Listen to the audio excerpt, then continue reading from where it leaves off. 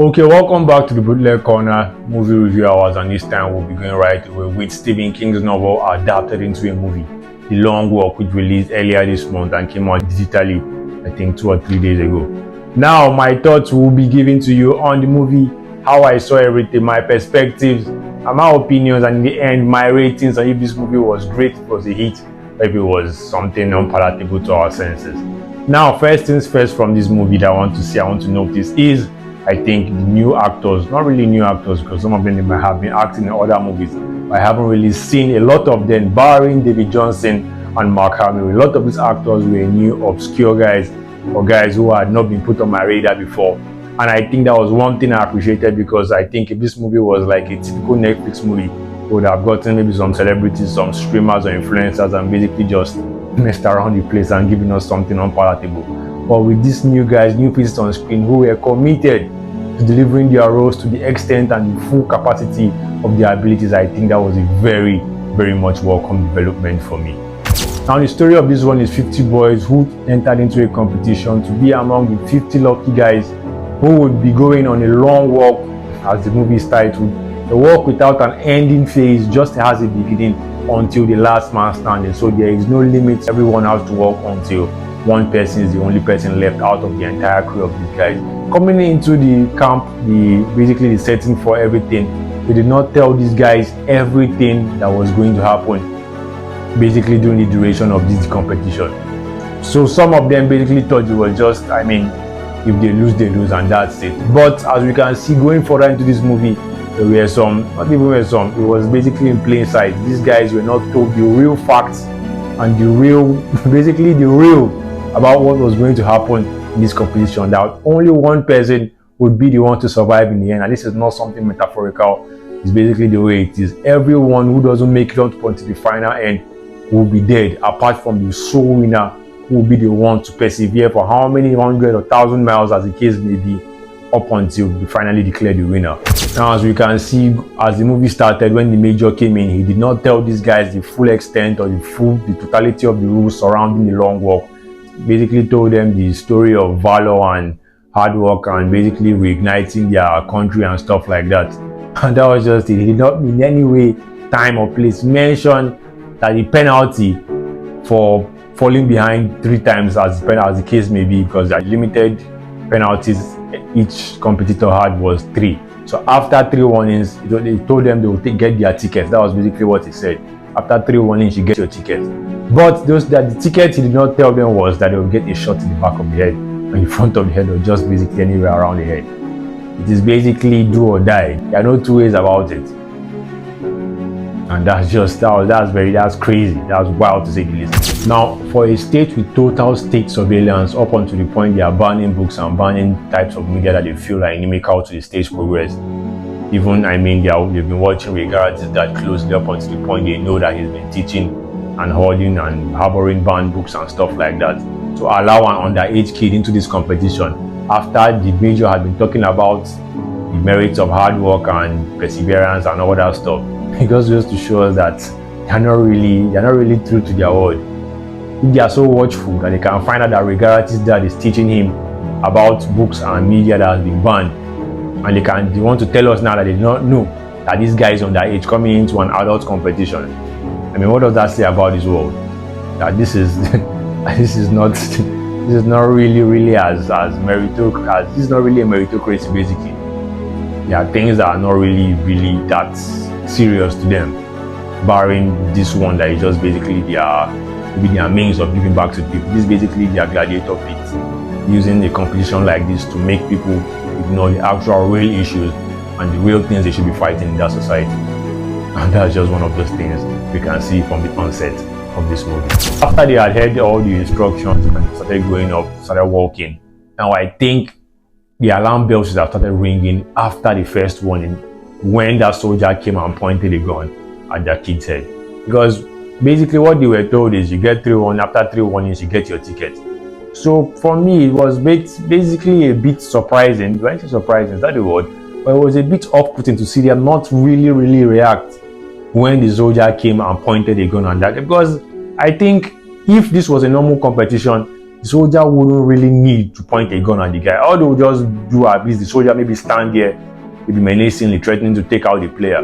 But for the soldier to come in and point a gun and the kids don't even react, I mean, this is basically a sign of their own times and their own world, that they are not really surprised that a soldier is pointing a gun at a kid in a competition that they not really know that death is the only way out if you are not making it towards the end. And that's just one of those things I noticed. Now the next thing is, if there was going to be any rebellion in this series, in this movie, I think it should have been at the beginning when they still had the numbers for it. Because after the first kid was shot, I think if there was going to be any rebellion, if anybody was going to storm, I basically think there should have been a rebellion at this point when the first kid was killed. Even if it wasn't a total, I know they wouldn't win, because I mean, the one that basically takes the movie up in a significantly different direction. But even if like some of them stormed and tried to fight and take over the guards and stuff, and maybe then the guards will obviously shoot a few, and they will know that like this, they are in for this, like there's no escape. You either walk towards the end or you get shot. And I think that was where there was going to be a rebellion at all, because there was later one in the movie where it was just a singular actor that did that. But I think after the first kid got shot, the immediate reaction should have been, what the fuck, like what is happening here?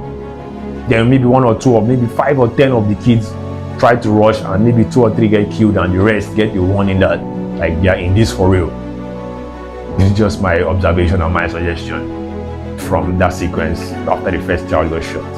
Now another thing I was thinking about was that there were no bathroom breaks. These guys will have to defecate or urinate while walking, and I was thinking if anyone here had a runny stomach or basically a very messed up disposition or a very messed up system, I think they were probably in for it. And look at this guy, I think he had running diarrhea. He was basically stopping, trying to get whatever was in his stomach out, and it was just messing up his reading because he was getting warning after warning after warning. And to a point, I was just thinking, guy, like you cannot continue stopping, because after 3 warnings, I think you have 3 warnings for 3 hours or so. So after 3 warnings is basically you get shot. So I think basically the best thing for him, I was even suggesting the best thing for him to do was just basically defecate in his trousers and just walk towards the end. Because like look at the way he was even I don't even know if I'm about to show, if I'm allowed to show this, but it was coming. I mean the way the feces were coming out of him, you know that like his stomach, his insides were messed up. Inside was totally, and if it was for like to urinate, I think that one could be done while walking. But to defecate while walking, I don't think anyone has ever done that with any I don't think anyone has done that with remarkable success anywhere. If anyone has done that, congrats to you. We don't need to know, but it's just one of those things. Defecate while walking. That's harsh. That's ow! Don't think about that. Now, one thing I want to notice again about this movie, about the rules of the movie, about the long walk. I think there were no actual rules about the boys attacking each other.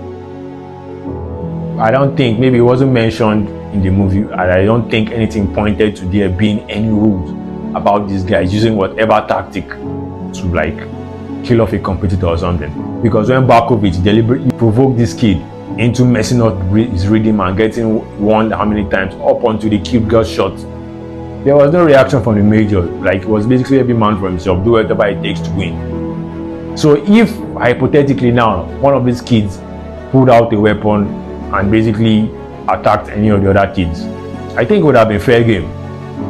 But like none of these kids were prepared for it. They did not know the true totality of what they were getting into at the beginning of this movie. They were not told the totality of what will happen on the long walk. And so I think they weren't really prepared for it up until they now got into the thick of it and now saw that like this is real business right now. It is real business right now.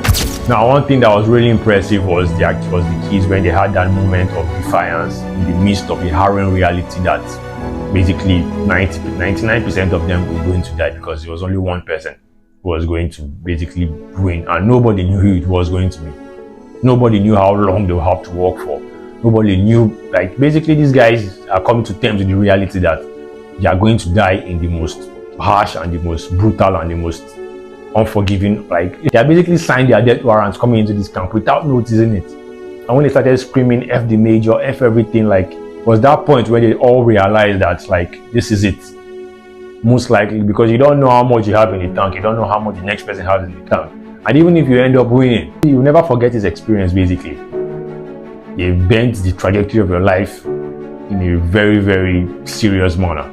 So when they had that moment of defiance, screaming F the major, F the long walk and all that stuff, I felt it, because that's the real life. So when you get to that point in your life at any point, when you realize that this might be it, and you've been roped into something you did not fully understand, and having the courage and the strength and basically everything it needs to have that moment of defiance and unity amongst themselves, knowing fully well that for anyone to win, other people had to die, and just channeling that rage and that focus for that moment, I think it was beautiful.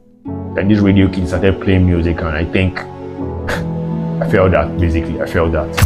Now for Barkovich, as I said earlier, previously he had basically messed up this kid's flow and caused him to just basically lash out and lose his rhythm. And you know, they had to walk for at least, I think it was 3 miles per hour, and this kid basically fell behind 3 miles multiple times, more than 3 times, and he got shot. And Barkovich was he was antagonistic throughout this series, and I thought with the way he was acting and the way his story was set up, he was going to be the main antagonist. But it seemed as the story went on, as they walked forward and people died more, it seemed inwardly he had some redemption of his own. And when Peter was going around asking the guys, telling them that they were in some park, that if any of them who made it out towards the end, they will do something for the other guy they finally learned had a wife at home. And he was feeling like he was left out, basically, because if everyone is agreeing towards something, and now they do not even have they do not even regard him as anyone with a soul, or anyone with, basically they do not regard him as anyone with any sense of feeling or mind to be included in something so wholesome. And he felt, was he jealous? He felt peeved, basically. He felt peeved, like, I mean, if they are going to be agreeing something good, and he knows what he did before, and they are excluding him, I mean, he had a bit of a repentance arc. And now I was thinking this thing wasn't real, because if you can remember, Barkovich had said earlier that he was planning something for Rigarity and Peter McVeigh. So I was thinking when he was talking to Ray, that he would just throw him out of the road, because we know, as they said at the beginning, that anyone who leaves the track is an immediate death sentence, basically, you're getting shot. So I was thinking, as he was holding Peter by the shoulders, I was expecting it, basically. But it turned out that his repentance was indeed real, and he took his remorse to the extremes when he went in front and basically just killed himself. And that was the first time in this movie, like my pulse rose, like my heart beat a different step at that point, because I wasn't expecting it.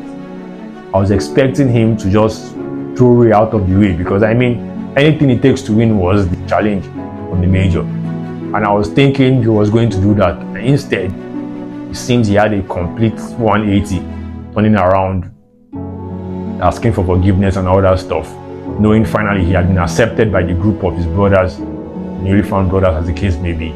And he chose that moment, used his spoon, and just, that takes a lot, basically. To do that takes a lot. Now, as for Peter McVeigh, played by J.V. Johnson, I think he was basically the sole beacon of goodwill throughout this movie. He was so upbeat, so encouraging, he was uplifting. He was basically just the beacon of light and goodwill and hope and everything positive throughout this movie. And finally, learning his backstory and knowing he had one of the darkest backgrounds out of basically the few that we heard about, there was a wild contrast of someone to come from that kind of situation and turn his life into channeling so much goodwill around that in almost every situation is finding positives, to the point where I'm now thinking, like, who is this guy? Why does nothing faze you? In every situation he was always finding the positive, always encouraging, always trying to, like, basically just band the guys together for some cause. The end, wow. I can just say wow, because getting to the end and finding out, and with the way things turned out, I wasn't expecting that, basically. But we'll come to that later. But the next thing now is Rigarity. This guy, I mean, my basic, conclusion on his character is basically he and his dad, they have the sickness of falling in love with ideology over convenience. And that's the kind of spirit you need from guys who are going to be freedom fighters and nationalists and all kinds of leaders who are going to fight for the rights of the common man. People who believe like people who believe in the totality of the ideology over whatever convenience that betraying that ideology might bring them.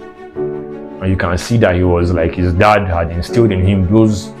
He was asked about his wish. He was basically just spouting some ideological stuff, talking about like the money is not important and all that stuff. And then he told Peter that his wish was like he was going to use his wish to get the gun and shoot the major, because the major was the one who killed his dad. So like for him, this entire experience wasn't really about the money. It wasn't really about anything that he could get. He just got into it to win and get the guy who killed his dad for teaching him everything that he knew. And to him, like, not even to him, to me, like that's the lure of ideology. That's the lure of believing in totality of ideology, that you fail to see anything other than that. If his father could have denounced whatever he was teaching him and got to like see his family and basically be there around with his family and not get killed, basically be around, not turn his wife into a widow, not turn his child into a fatherless kid, but he believed in the totality of what he was teaching his kid. And I think at that moment he thought, if he flaked at this point in time, then like how can he really teach his kid anything? Then does he really do, like basically that's the end of whatever his kid he has been telling his kid. Because if he's going to flake in a moment of life and death, then he was not really true to himself or true to the kid, and that is just basically just crashes everything down.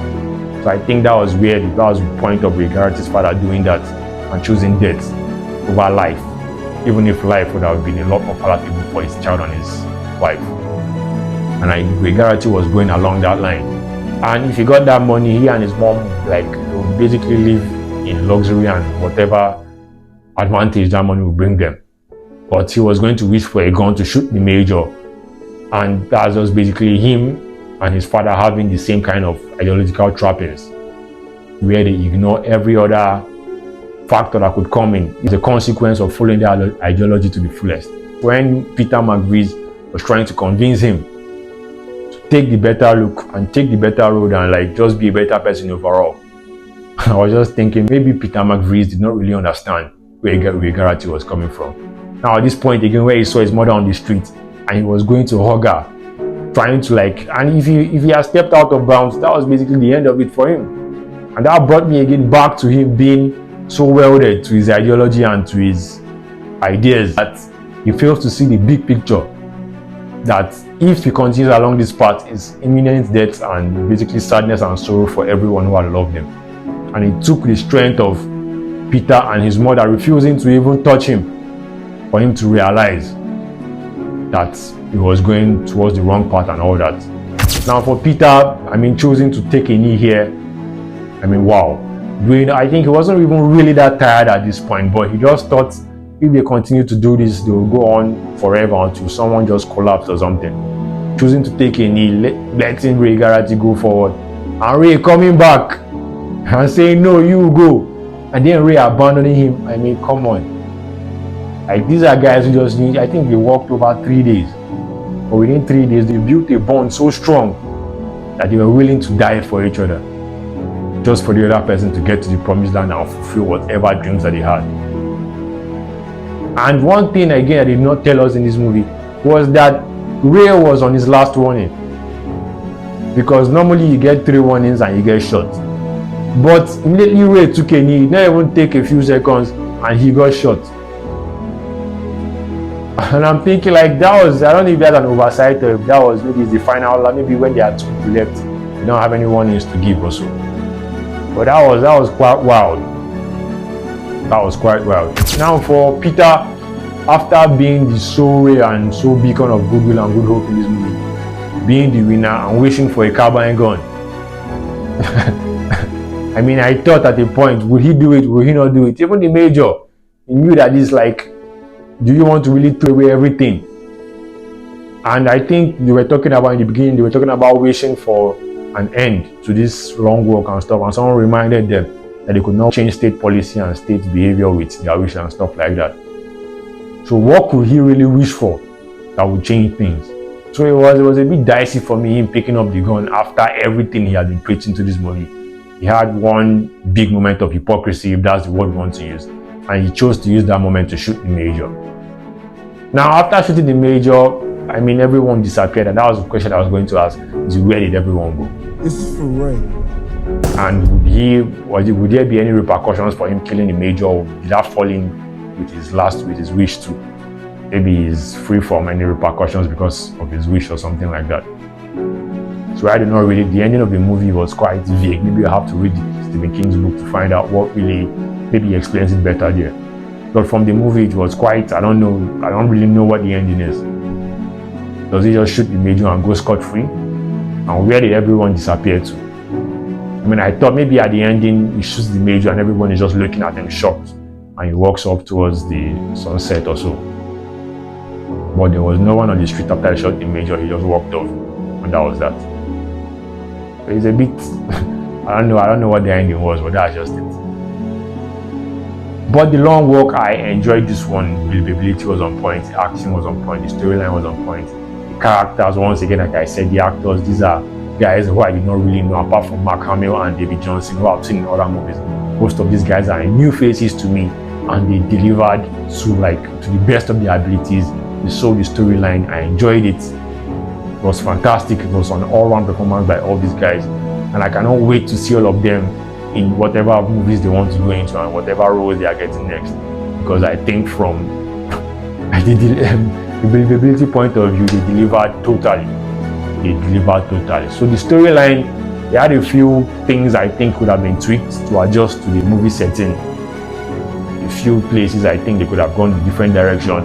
But in the totality of the movie, my experience of this movie was totally worthwhile. There were no real shocks, barring Barkovich's strange. I say strange because his character pointed nothing towards that.